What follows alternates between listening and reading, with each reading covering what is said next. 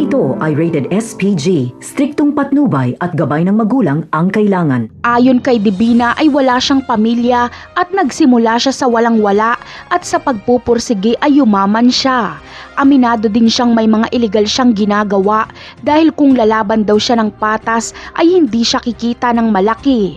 Ngunit may mas malalim pa na kwento sa pagkatao ni Divina dahil siya ang ina ni Catherine. Ngunit paano nga ba nangyari ito? Mahirap lang si Divina noong magkagustuhan sila ng anak ni Senyor Facundo na lalaki. At dahil mahirap lang ay hindi tanggap nila Senyor Facundo at Bettina si Divina.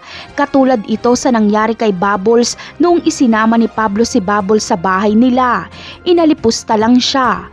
Ganun pa man ay ipinaglaban ng anak ni Senyor Facundo si Divina hanggang sa nagkaanak sila ng dalawa. Ito rin ang dahilan kung bakit tila galit na galit si Senyor Facundo sa anak niyang lalaki dahil umibig ito sa mahirap na si Divina. Kaya itinakwil niya ito noon. Sa pilitang kinuha nila Senyor Facundo ang apo nilang si Pablo at Catherine sa kanyang mga magulang dahil wala umano itong magandang kinabukasan.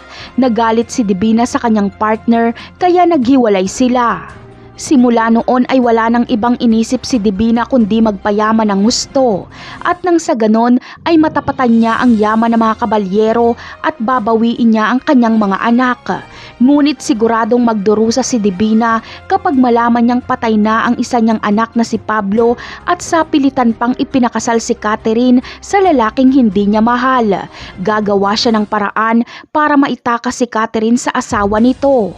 Napakarami pa nating dapat abangan sa mga susunod na episode. Paalam!